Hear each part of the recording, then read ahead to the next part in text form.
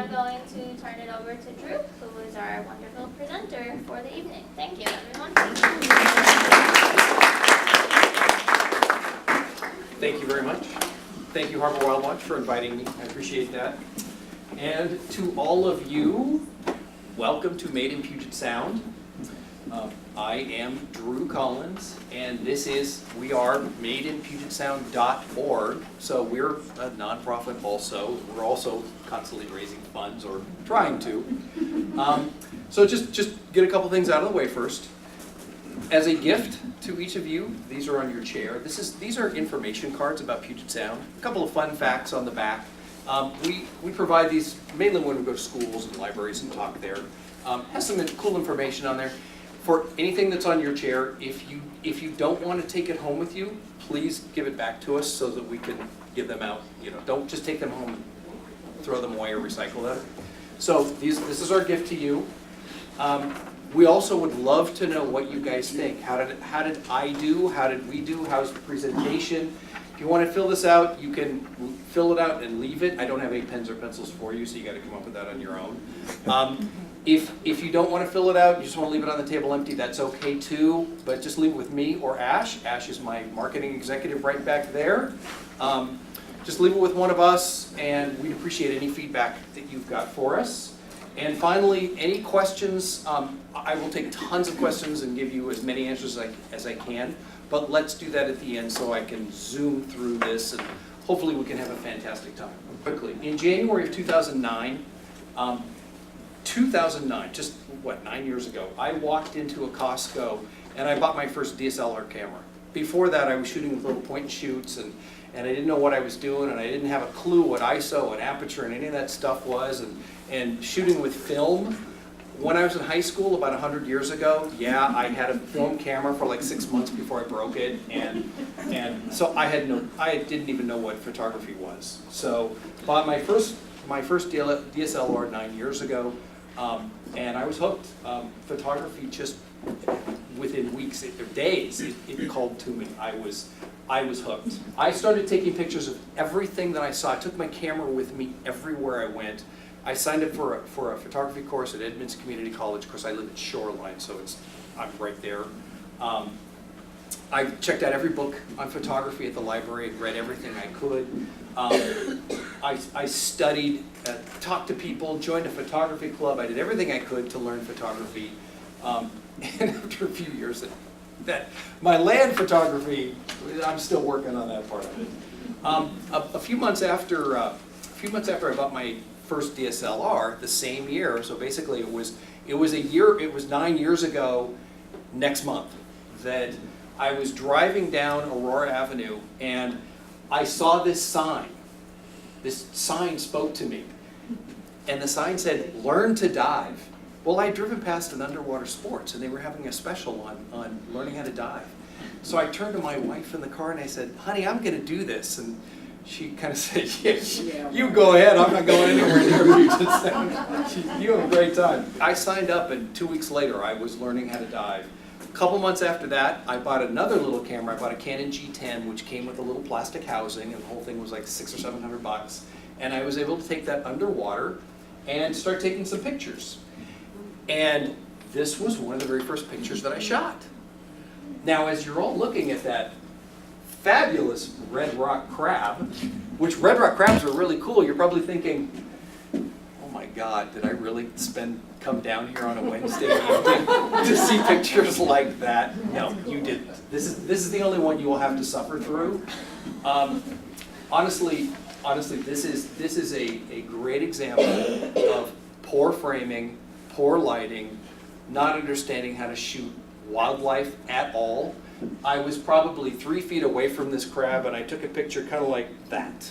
And I walked around, I printed this out, and I walked around with this and showed my dive buddies, "Hey, look at what I did." And they're probably like, "Oh, that's great."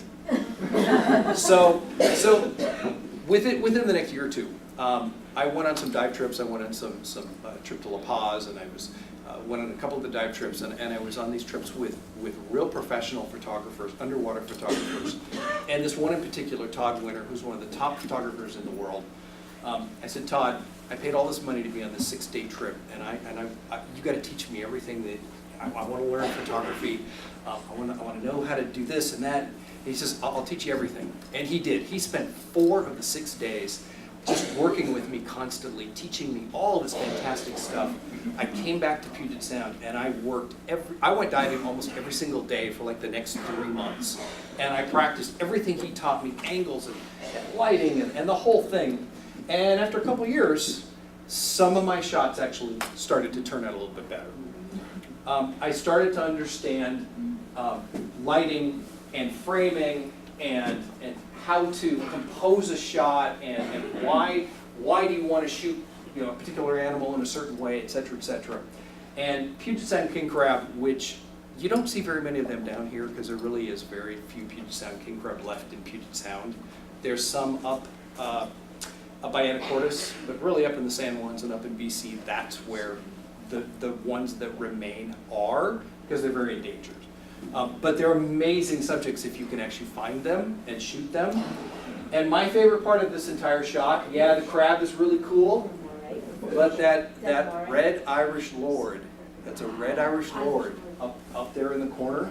And I have about 4 shots of this on my computer, and he's just in the corner and then comes down a little bit, and he kept creeping into the shot more and more. And it took me like 6 months to even realize that was in the shot. But that's one of my favorite things about that shot. Something that I want to mention that's very important when you're doing any wildlife photography, whether you're shooting eagles or hummingbirds or tigers or whatever you want to, whatever your passion is for wildlife photography, to be successful, at least I have found, for me, to be successful, some of the things you need to understand and you need to really learn is learn the animal's, learn its food source, learn its habitat, learn its mating behavior, learn everything you can about the animal. The more you know about your particular subject, the better photographer you're probably going to be at photographing.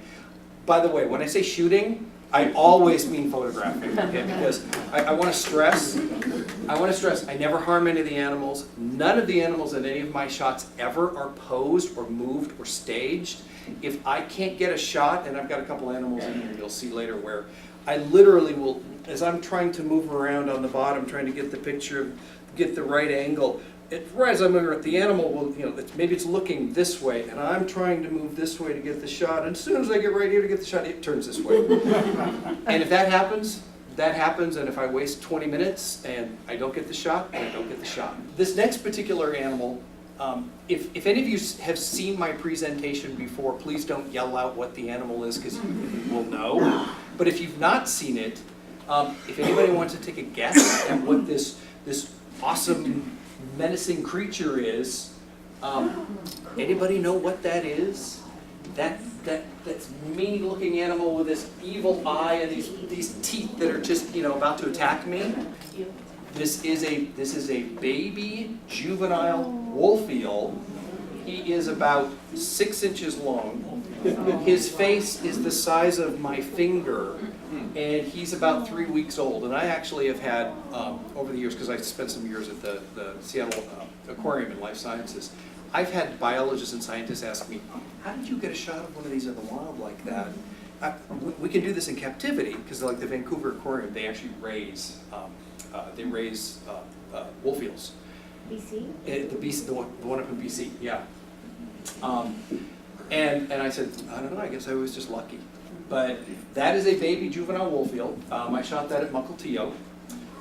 Wolf eels, by the way, can live to be, we know they can live at least 45 years. They can grow to be about 10 feet long, give or take. And they get really beautiful. I think that is one of the most handsome animals. Of course, look at me. Don't we look alike? Except he's got blue eyes. Okay. And we actually, he looks really menacing. And he does have these teeth, and he has these large plates. These plates, that's what he uses to crush anemones, or urchins. They crush urchins that's their favorite food.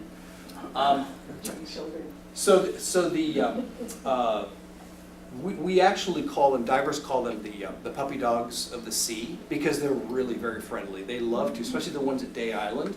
There's a whole series of them along the wall of the island wall. And divers, when we go down there, they come out and they swim around with us. And I have had a 10-foot wolf eel come up and just swim all around me, and it literally will just crawl right up, and I can just pet it. They have very itchy skin, and so they love it when divers actually pet their skin. So they're very, very friendly animals. And to just kind of give you an idea of how friendly and beautiful they really are. So this one's probably about 6 or 8 feet long. But that was over a day on the wall that I shot just a couple years ago. What makes the difference between a wolf eel, which are fish, not eels, like morays. Moray eels, of which I saw a lot of those, well, in tropical waters you see moray eels, and it's spotted and all the different eels.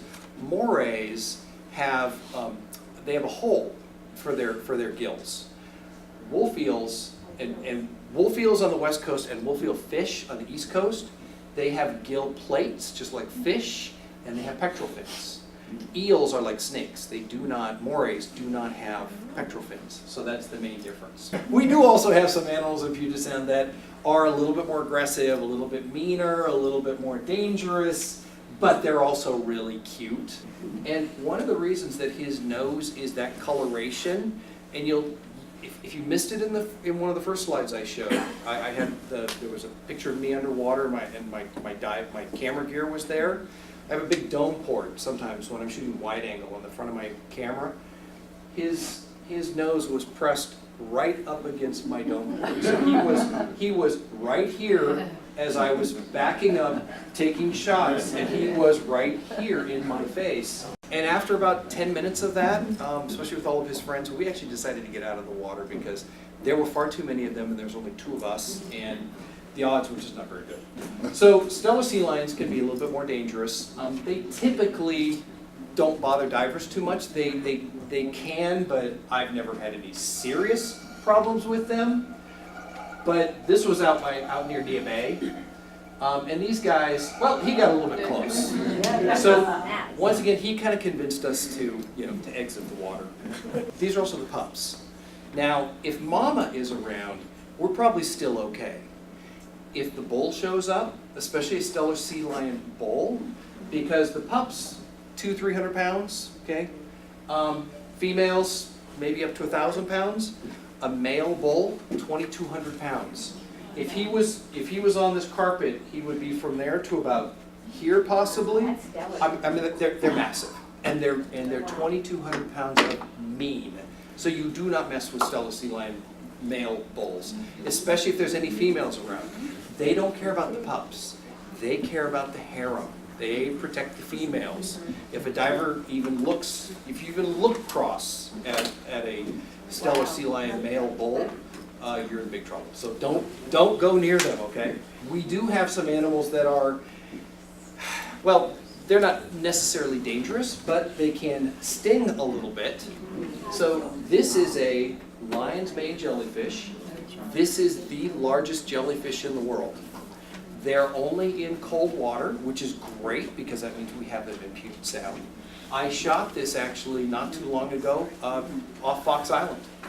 And I was out there diving by myself, which I normally dive by myself. I'm a certified solo diver. And I was out there, and all of a sudden I look off, and there's a lion's mane. I hadn't seen one in like 2 years. So I went right up to it, and the tentacles are going out 20, 30 feet. And I got right up next to it. I'm probably a foot away from him at this point, or it, I should say. The bell at the top, this one was probably this large, but the bell can be this big. The tentacles can go 30, 40, 50 feet, and they can sting. I think they can sting really bad. But I've had people tell me, oh, they don't sting at all. Okay, well, you go touch it then. So avoid those guys, but they're really beautiful. They have great coloration. We also have another jellyfish in Puget Sound. We have egg yolks. This was shot at night in Elliott Bay at a dive spot called Cove 2. It's right near Salty's, right by the water taxi that goes over to Seattle. And this is another great example of wide angle photography. So I do 3 types of photography underwater. One is wide angle. Many of these shots so far have been wide angle. macro, which are coming up, and then super macro. Super macro is something that is super tiny that you fill the screen with, because macro is where you take something small and you fill the screen with it. That's the definition of macro. So imagine a very small animal, perhaps something about, you know, the size of this little froggy here. Okay, let's pretend this little froggy is on the bottom over at Alki at night, and there it is. That guy is about the size of this little froggy that's in my hand right here. Wow. Smaller than a golf ball. It actually is. They're really hard to see during the day because they bury themselves and just their eyes barely stick out. You can't see them in the sand. But at night, they come out. And at night, when they're out hunting, they're sitting out on the sand. Now, of course, at night, it's completely pitch black. And when I'm underwater, I can't see my hand in front of my face, okay, at night. But when I turn my lights on, and I have a lot of light that I take underwater, so when I turn my lights on, the color just explodes, and I see animals everywhere because all the cool animals come out at night to hunt because they're hunting under the cover of darkness. This little guy, like I say, smaller than a golf ball, and they really do have blue eyes. That's macro. The next shot is super macro. So what I'm holding up now is a marble, which is about a quarter of the size. Actually, it's even less than that. It's smaller than little froggy. This marble is way bigger than the next animal that you're going to see in the next shot. Oops, that's the name, stubby squid. Anybody know the name of this animal? This is one of my favorite animals in all of Puget Sound. Oh, okay, do you actually know what it is? Spiny lumpsucker. It is a Pacific spiny lumpsucker. It's not a baby. No, that is anywhere from mature. It could be, 6 months, a year, 2 years. They're really small. I mean, the largest one I've ever seen is no bigger than froggy. Okay, the biggest one I've ever seen. They're tiny. Most of them are smaller than this.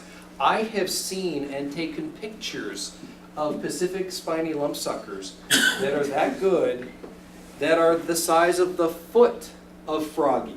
Okay, and I can see not only his eyeballs, not only his mouth, but also his nasus. His nasus, that's the scientific term for nostrils in fish. Almost every fish have nostrils. Some have 2, some have 4, some have 6. Dory in Nemo, she's the only one that doesn't have nostrils. And I actually thought Disney got that wrong. When we saw the movie, I told my wife, I said, Disney screwed up. They didn't put. Well, when I actually went back and looked, I think that's a blue tang. They actually don't have nostrils. So the next shot, which is back to another macro shot. It's really hard. That's actually a great question. Finding these tiny little animals, because imagine we're all underwater, okay, and you guys are kelp or you're rocks or you're lingcod or whatever, and I'm diving through all of this. The way that I'm lucky enough sometimes to spot some of these tiny animals is I'm going around, and there may be a piece of kelp, okay, that's kind of flat, long kelp, and I'll see a speck on a piece of kelp, and I'll just catch it out of the corner of my eye, and I'll just look and I focus, and I'm like, oh yeah, that is a speck, or that's a piece of sand, or that's a tiny little microscopic shrimp or something, and I don't care about that. And sometimes I get lucky.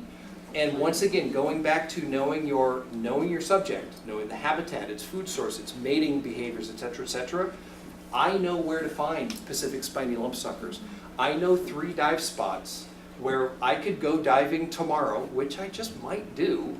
I could go diving tomorrow, and I'll bet you $10 I will find a Pacific spiny lumpsucker, probably bigger than this marble, but I will probably find one. Because I know where they're at. I've studied them enough, I know where they're at. Taxi driver, Robert De Niro. He's standing in front of the mirror. You're looking at me, he's got the gun, he's putting it up his arm. It's like, you're looking at me, because he's going to go out and, he goes out and, kidnaps people and This is where Jodie Foster gets in his cab and that kind of thing. So Robert De Niro, Taxi Driver, you looking at me? Yeah, you looking at me. This is my Robert De Niro and Taxi Driver shot. Once again, the eyeballs, the nasus, he has 4 nostrils. He's got one there, one there, one there, and one there. Oops, sorry, there. 4 nostrils on a grunt sculpin.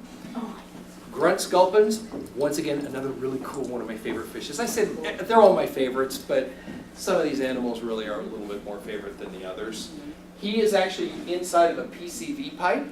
The PCV pipe is about that big.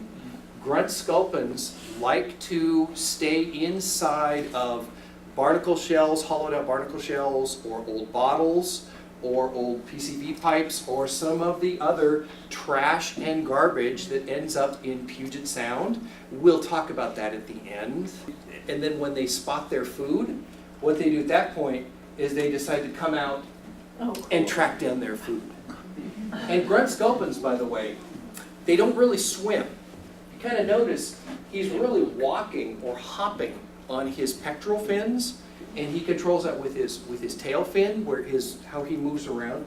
So that's really how they kind of move around. Once again, it's another animal I've studied a lot. I've got thousands of shots of these guys. Some are even not bad. And I can find them pretty easily. I know a couple of dive spots where every single time I go there, I'm guaranteed I'm going to spot one. Guaranteed. We all remember Dr. Seuss, and he had the little kid. I can't think of the little kid at Christmas, but anyway. This, yeah. Well, this is my Wagenflugenhagen fish, otherwise known as a mosshead warbonnet.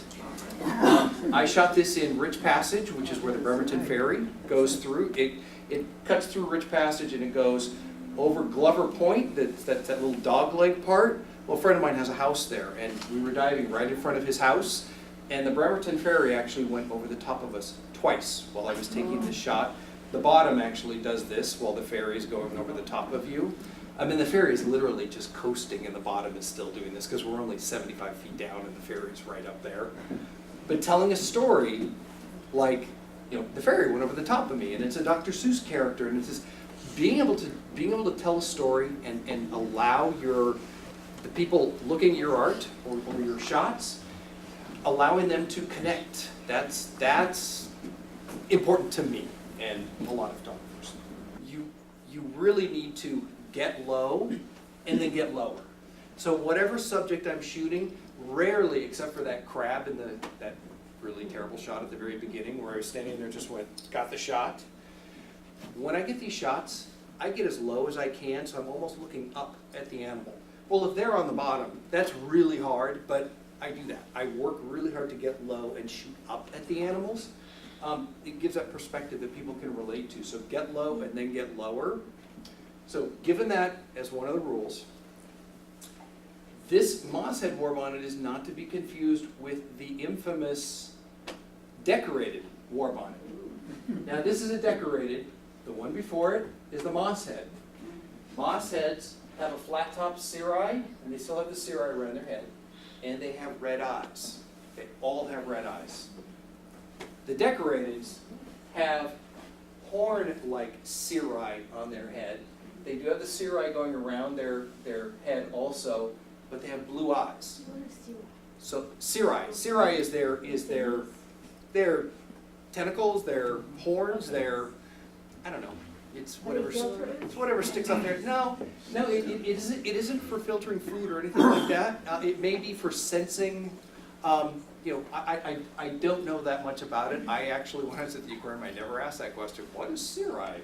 But that's what it is. That's what they're called. And so his cirri actually stick up versus his cirri, which is just a flat top. Another really important rule is get close and then get closer. I can't stress to photography students that I talk to or new photographers. I just formed a new meetup. It's the Made in Puget Sound Wildlife Underwater Photography and Video Meetup. And I tell people at this meetup, I tell people who are just starting out in especially underwater photography, no matter how close you think you are, get closer. Because you're probably Like I'll take pictures of somebody who's getting a shot of something, and they think they're right up on it, and they're like 3 feet away. I'm now holding a grain of rice, okay? Trust me, if you can't see in my fingers, that really is a grain of rice. This grain of rice is about the size of the next animal that you're gonna see. That, anybody know what that is? No? No? This is a giant Pacific octopus. I spent 20 dives trying to get a shot like this, and out of thousands of shots I got 2. One is in the daytime, and one was at night. This octopus is 30 seconds old. It is, I'm not kidding, it is about the size of that grain of rice right there. Is that still an egg sac there? And this is, yes, this is the yolk sac. Oh. And so when they're in the egg casing, and I'll show you this in a second, when they're in the egg casing, their yolk sac is what they feed on until they hatch. When they hatch out of the egg casing and they start to swim on their own, until they bite off that yolk sac, and they typically do that in the first minute or so, until they bite that off, they are still prey. Once they bite that yolk sac off, now they become predator. Most of the newborn giant Pacific octopuses that hatch out of, say, 150 to 200,000 eggs, and of the 100 to 150,000 that may actually hatch, about 90 to 95% of those become fish food in the first week, if not the first few days. They do grow incredibly fast. Octopuses in Puget Sound, and some in the other parts of the world, I don't know how fast they grow, but I know that ours grow at a rate of 1 to 2% every single day. Dungeness crab is their favorite food, by the way. In about 8 weeks, a GPO can grow to 18 to 24 inches across and will possibly look like this if it survives to, 8 weeks. This particular GPO is sitting on top of a piece of kelp. I can't remember where I shot this. It might have been 3 Point in Burien, but I can't swear to that. It was quite a while ago. If this octopus survives, it can grow to over 12 feet across and will look like that, hopefully. Now I know this is a female giant Pacific octopus because once again there's a video in my videos gallery on my website. I've got like a 4-minute video of this particular GPO that I shot on Whidbey Island. She's actually on a piling and she's sleeping right now, but when she wakes up she starts moving around. Now typically they're not out during the day, but she's actually sleeping out during the day on a piling. And once my flash from my camera, my strobes, wake her up, and she started doing what's called web overhunting. Web overhunting is something that at least the authorities and scientists and biologists that I had talked to, they had never filmed this in the wild. So as far as I know, I'm one of the first people who actually filmed this activity in the wild. It's been filmed in captivity, but I got it in the wild and it's on my website. And you can see it anytime you'd like. Octopuses typically live as long as maybe 3 or 3.5 years, maybe 4 years, but typically not. If they are fortunate enough to make it to 3 years or so, they may look like that. This is another octopus. I don't know if it's a male or female. We didn't get to spend enough time with it. This was shot, once again, at Cove 2 over in LA Bay.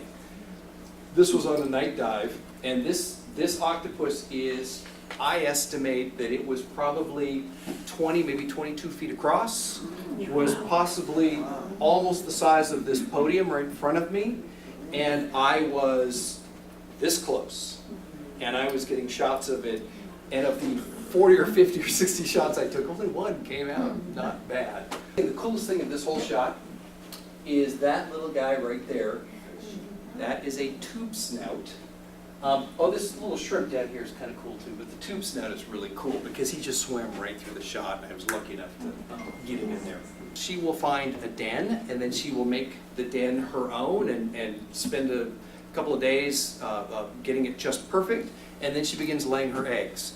The way she lays the eggs is she turns upside down, hangs from the roof, and hangs them, like deposits the eggs on the ceiling, and they hang kind of like grape leaves in strands, and you'll see a picture of this in a moment.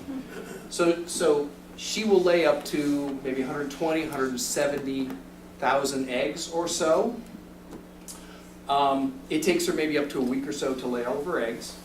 And then she will remain in the den with those eggs for 6 or 7 months, depending on the temperature of the water. She never ever leaves the den until she dies. And then her last act as a mother is, hopefully she will not die in the den. She hopefully will crawl out of the den. She knows she's dying. She crawls out of the den and dies outside the den so that the remaining eggs that haven't hatched will have a chance to hatch. Because if she dies, her carcass could infect the remaining eggs. This is the last 24 hours of this particular female.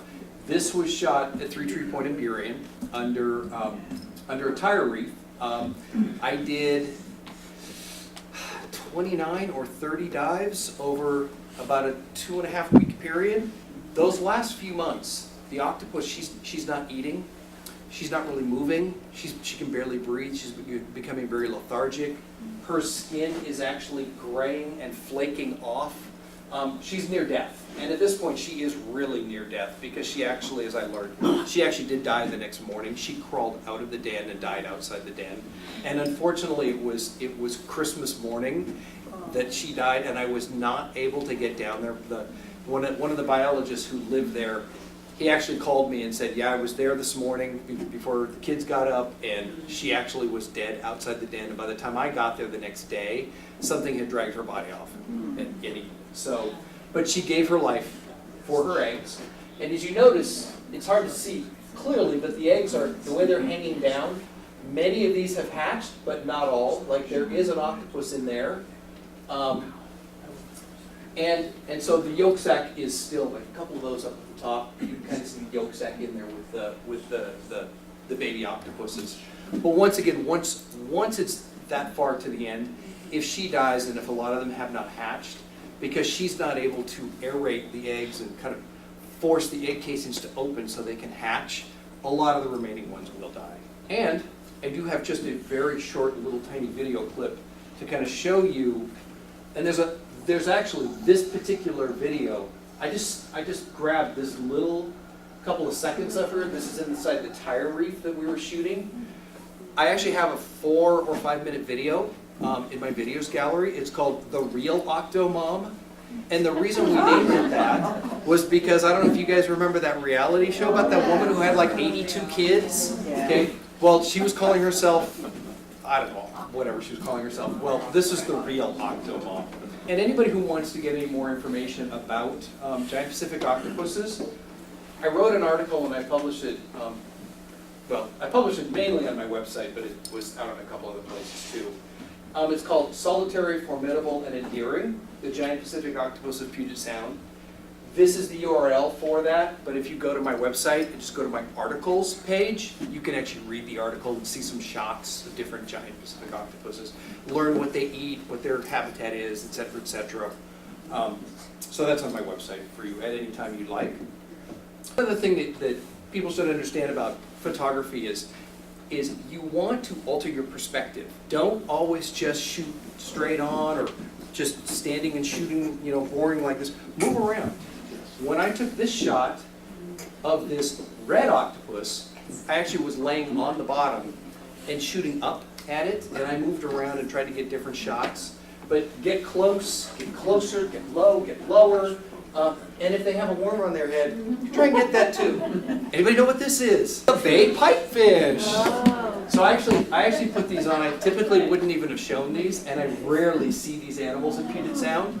But I brought these and put these on just for you guys.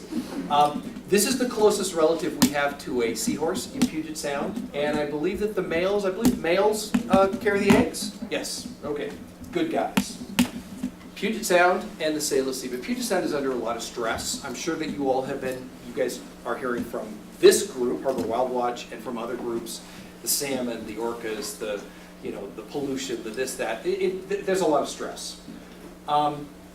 And so with Puget Sound being under a lot of stress, everything really does kind of start and may end with salmon. Just in the last 100 years or so, we've lost over 90% of our salmon and salmon runs in Puget Sound, which is one reason why the orcas aren't doing too well. With the reduction of salmon, there are measurable declines in nutrients that support all the other animals in the ecosystem.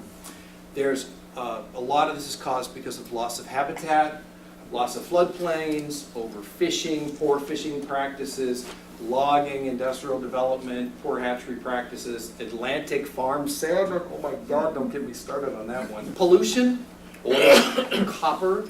Copper is incredibly bad for salmon. For all of you who drive cars, of which some of us do, I don't know if you guys noticed that some cars, like a lot of cars these days have front wheel drive, you may notice that the front wheels of cars kind of get that dingy if they're not washed properly. You get that dingy kind of brownish color on their front wheels. That's copper that's leaching out of the brake pads. Well, when it rains, like it's going to do tonight, tomorrow, the next day, the copper gets into the streams, down into, the storm drains and the streams, down into the rivers, down into the Puget Sound. Well, what that does to salmon, if they swim through copper that's in the water, it screws up their buoyancy. And then they swim up, they swim down, they bang into rocks, and they die. So copper is very bad for salmon. Heavy metals, PCBs, these things all contribute to salmon and their decline. Along with the lack of salmon comes the lack of these guys, of orcas, the largest dolphin in the world. What they are now discovering, and I think I can get confirmation on this, probably the smartest animal on the planet, including us, which isn't really a huge stretch. Orcas are incredibly smart, but we're down to, I believe, 76 of the southern resident killer whales.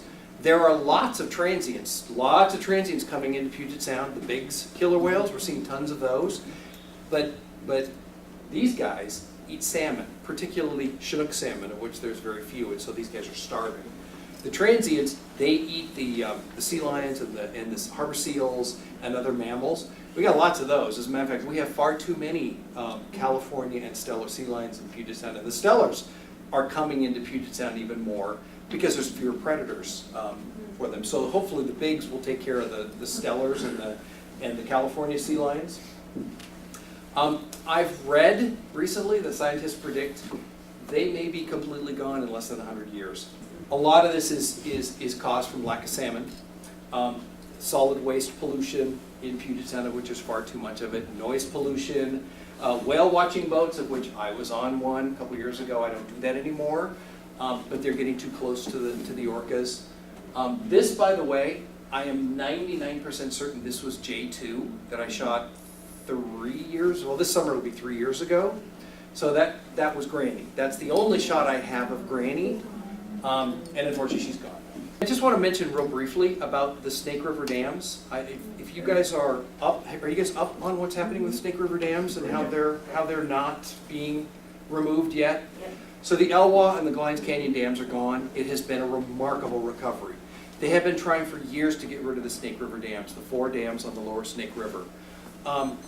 Back in 2015, of the few million salmon that came out of the lake up at the top, up in Idaho, that were then, all those millions of salmon were trucked down beyond the dams, down to the Columbia, and then out into the ocean.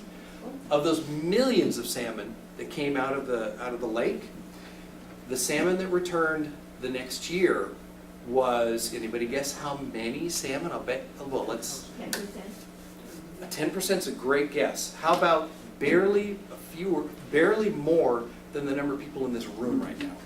50 salmon returned back to the first Snake River Dam in 2015. We need to get rid of those dams. I could go on. I could do a whole hour talk just on the Snake River dams. There's tons of information out there. They got all the permissions and all I the know. yeses and then.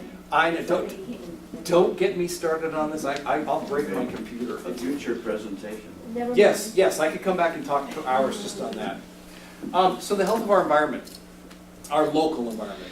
There's over 4,200 storm drains that dump pollution directly into Puget Sound. Most of that is runoff from the streets and our cars. For those of you who recall the Exxon Valdez up in Prince William Sound that dumped 11 million gallons of raw oil into Prince William Sound, and you can still go up there, and if you put your hand about 8 inches under the sand, and you'll still pull up some oil. Yes, oil is naturally occurring, there will be some anyway, but not to the point where you put your hand and you pull up a glob of oil, okay? It's still there 20 plus years later. Every year, we dump 11 million gallons of oil in Puget Sound through storm drain runoff, okay? That can be controlled. With 1,000 new residents moving into Puget Sound every week, the pressures are only going to get worse.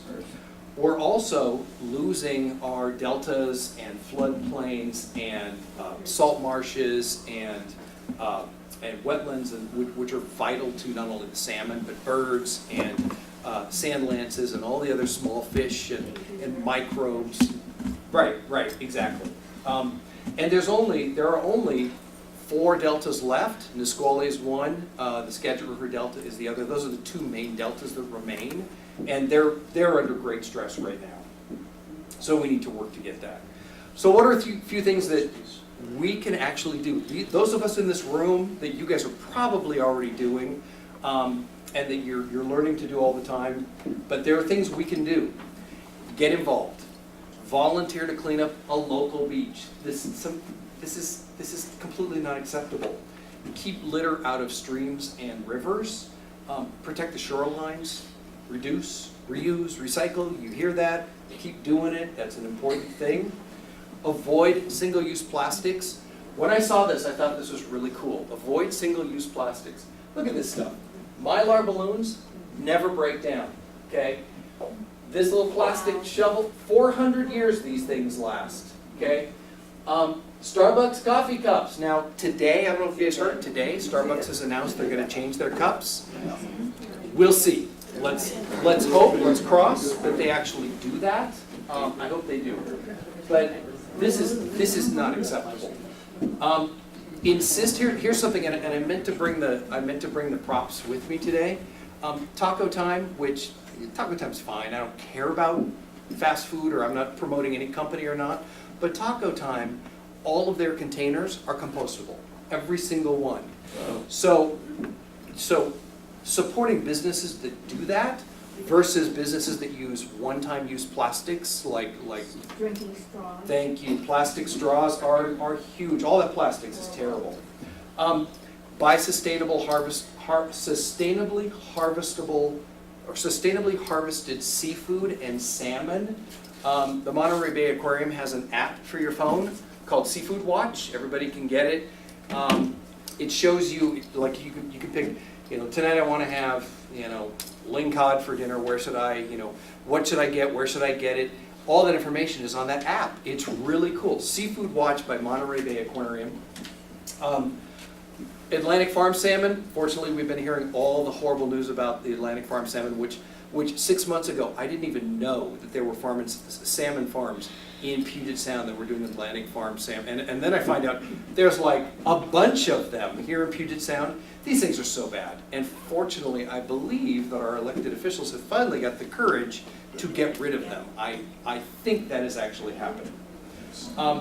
So the other thing that you guys can do, which is really, really, really important, is share my website and my information with your friends, with others.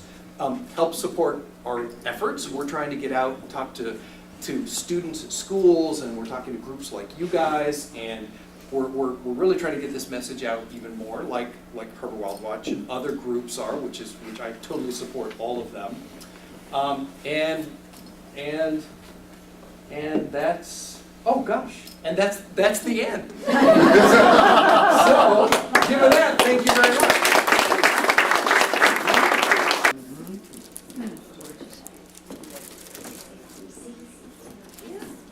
I love shrimp when they're alive. It's hard to eat them when they're dead. I mean, I can do it, but they're such interesting creatures. Yep.